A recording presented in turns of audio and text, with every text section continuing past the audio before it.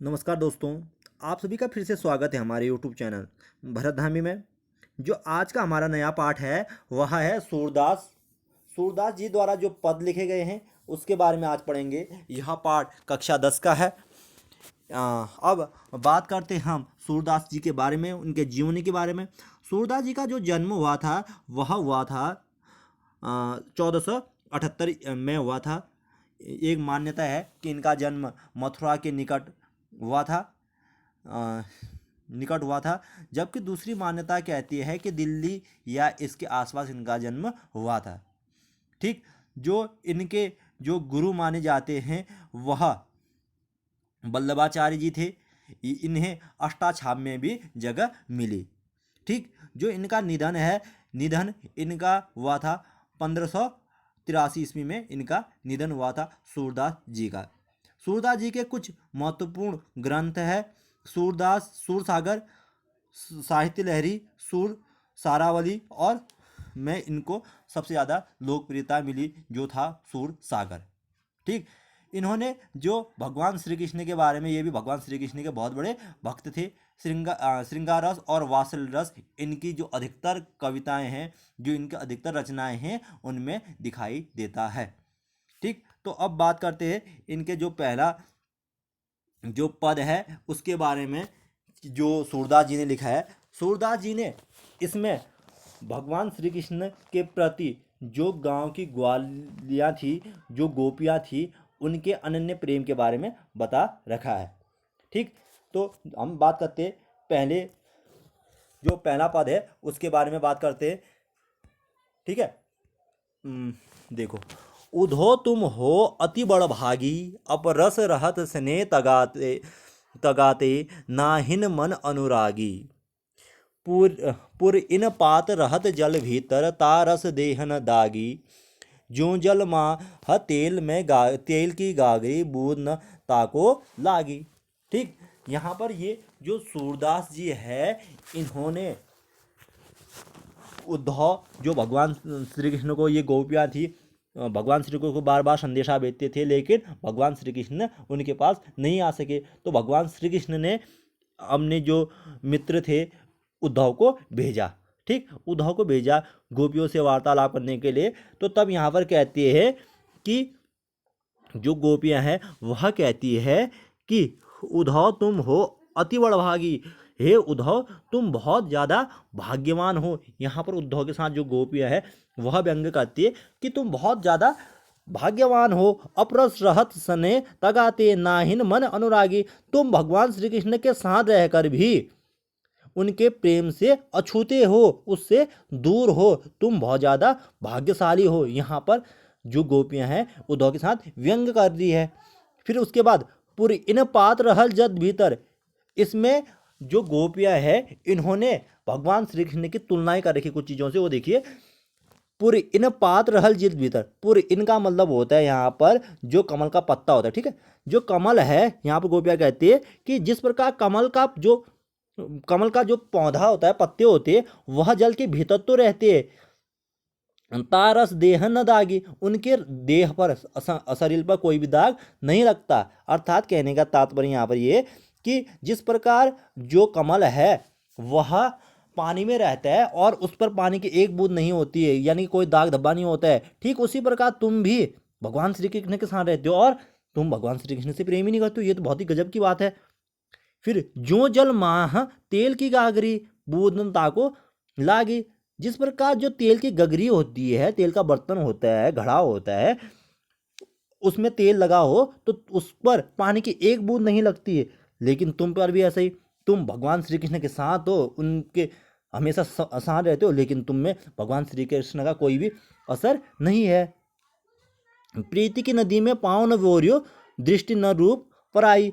तुमने अभी तक भगवान श्री कृष्ण से कोई भी प्रेम नहीं किया, इससे तुम प्रभावित हो ही नहीं है। सूरदास अबला हम भोरी, गुड़ चाटी जो पागे। चाटी का मतलब होता है चीटी। ठीक है।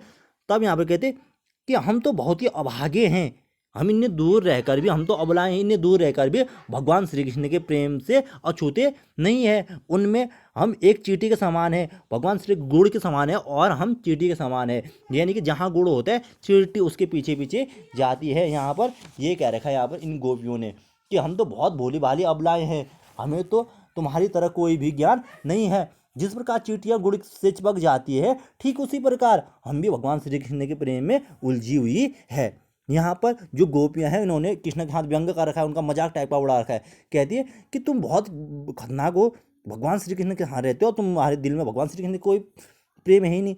जिस प्रकार कमल पानी में खिलता है और उस पर पानी का कोई असर नहीं होता है, तेल की गगरी है, घड़ा है तेल का, तो तेल उस घड़े पे रहता ही नहीं, पानी उस घड़े पे रहता ही नहीं। ठीक उसी प्रकार तुम पे भी कोई असर ही नहीं हो रहा है। तुम तो बड़े भाग्यवान हो भाई, ठीक, हम तो बड़े अभागी है, हम इतने दूर भगवान श्री कृष्ण से हैं, फिर भी हम तो भगवान श्री कृष्ण के प्रेम से अछूते नहीं हैं। यहाँ पर ये व्यंग कर रखा है। ठीक है, अब बात करते हैं हम, जो यहाँ पर हमारा दूसरा पद है वह देखिए, मन में माज रही, कहिए जाए कौन पे उधो नहीं परत कही, अवधि आधार आस आवन की, तन मन विथा सही। अब यहाँ पर जो गोपियाँ है वह कहती है कि हे उद्धव, मन में माज रही। ठीक है, देखो यहाँ पर माज का मतलब अंदरी, यानी कि जो हमारे मन के अंदर की बात करके यहाँ पर देखो, यहाँ पर जो गोपियाँ है वह कहती है कि मन में माज रही, कहिए जाए कौन पे उद्धव नाही परत कही। यहाँ पर गोपियाँ कहती है कि हे उद्धव, हमारे मन की जो अभिलाषाएं थी, जो हमारे मन की इच्छाएं थी, वह मन में ही दबी रह गई, मन में ही दबी रह गई, क्योंकि हम भगवान श्री कृष्ण से कह भी नहीं पाए कि हम उनसे बहुत ज़्यादा क्या करते, प्रेम करते हैं। अब तुम ही बताओ कि हम अपनी व्यथा किसे सुनाएं, हम अपने मन का दुख किसे बताए। अवधि आधार आस आवन की, अवधि माने समय, आधार आस आवन की, हम बहुत समय से इस आस में थे कि भगवान श्री कृष्ण आएंगे, उनके आने की आस थी। तन मन व्यथा सही, तन और मन की जो व्यथा ने जो व्यथा होती है, जो दर्द होता है, उसको क्या किया, सहन किया।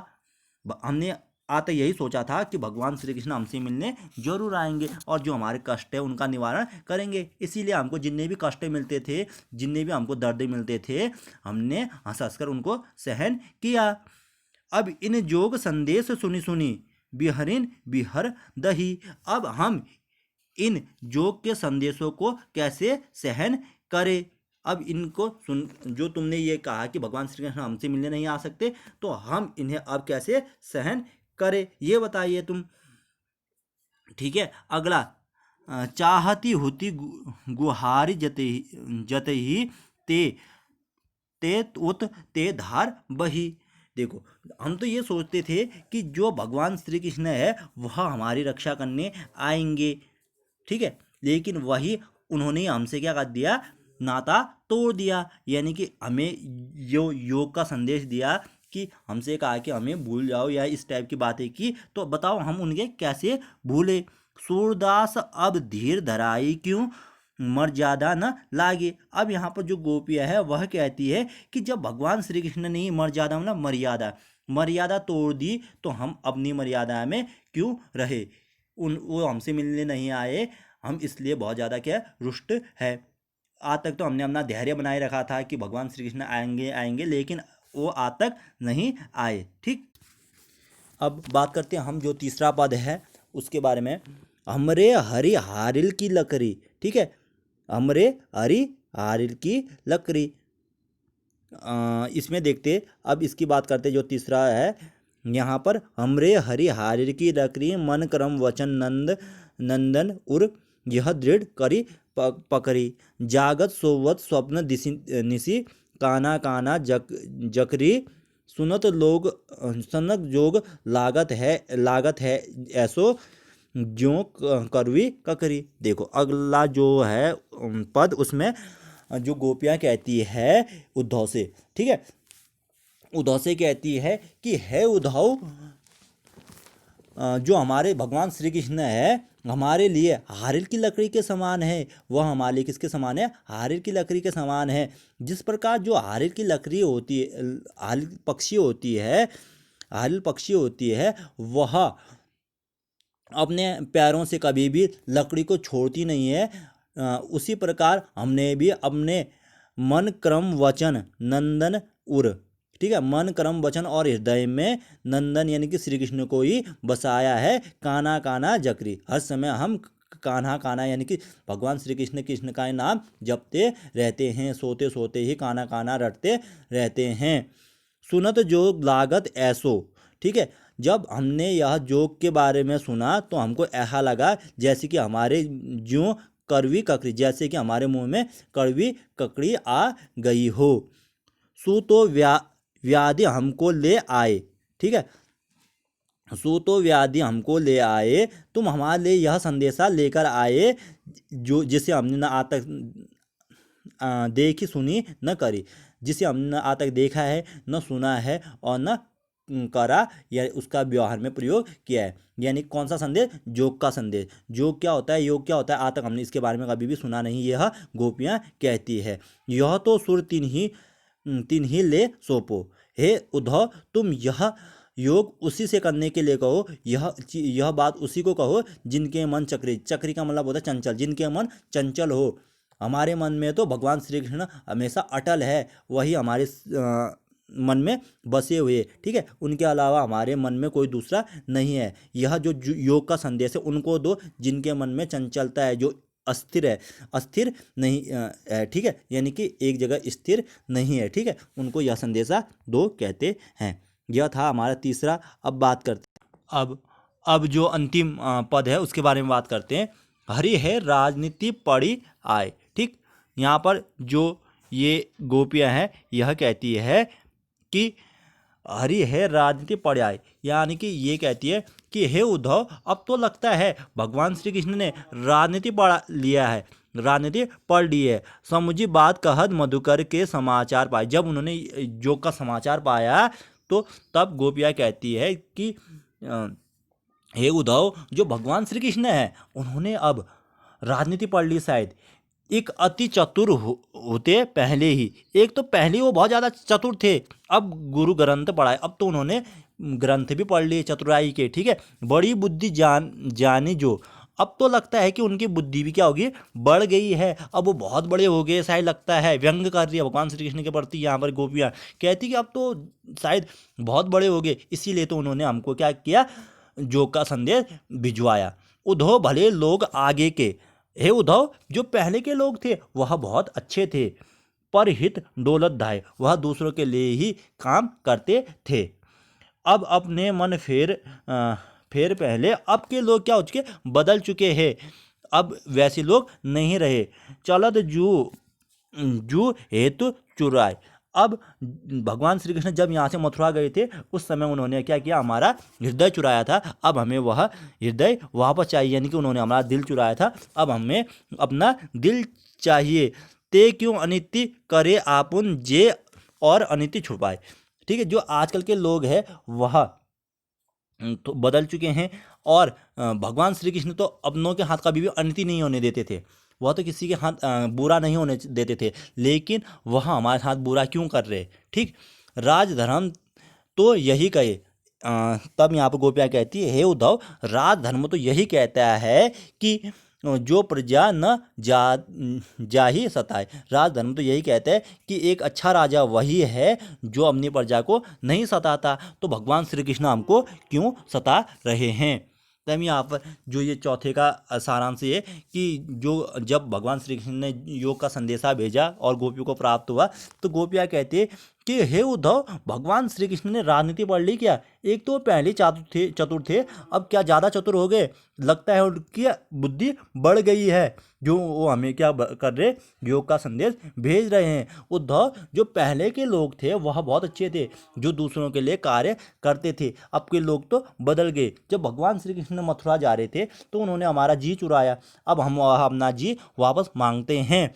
भगवान श्री कृष्ण तो किसी यहाँ अन्याय नहीं होने देते थे, लेकिन वो हमारे यहाँ अन्याय क्यों कर रहे हैं। राजा का जो धर्म होता है वह धर्म तो ये होता है कि अपनी प्रजा का भला करना, लेकिन ये भगवान जो श्री कृष्ण है यह हमारे साथ अन्याय क्यों कर रहे हैं।